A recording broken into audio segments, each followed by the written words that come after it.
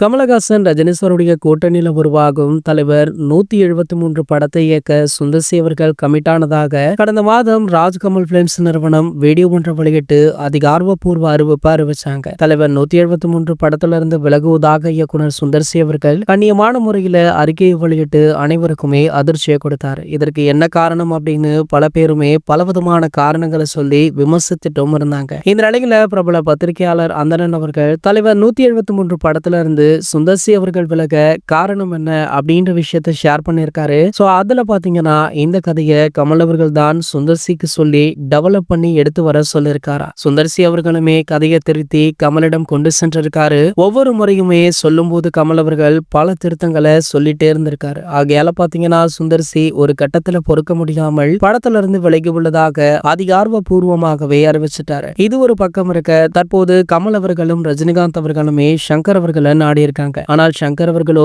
வேல்பாரி கதையை நம்பி அதற்கான வேலைகள்ல அதி தீவிரமாக இறங்கியிருக்காரு. ஆனால் சங்கர் அவர்கள் வேல்பாரி கதையை நம்ம அஜித் அவர்களை வைத்து எடுக்கலாம் அப்படின்ற முடிவுல இருக்காரு. சமீபத்துல கூட இவங்களுடைய சந்திப்பு மறைமுகமாக நடந்துள்ளதாக சொல்லப்படுது. அதுல கதையை பற்றி பல விவாதங்களுமே நடைபெற்று உள்ளதா. வேல்பாரி படத்தை ஒரே சாப்டராக எடுக்க முடியாது அப்படின்றதுனால 2 சாப்டராக எடுக்க பிளான் போட்டிருக்காராம். கூடிய விரைவிலேயே இந்த படத்துடைய அறிவிப்புமே எப்போது வேண்டுமானாலும் வெளியாகலாம் அப்படின்ற தகவல் வைரலா போயிட்டு இருக்கு. இது போன்ற செய்திகளை பற்றி நீங்க உடனே தெரிஞ்சுக்க நம்மளுடைய சேனலை மறக்காம சப்ஸ்கிரைப் பண்ணிக்கோங்க.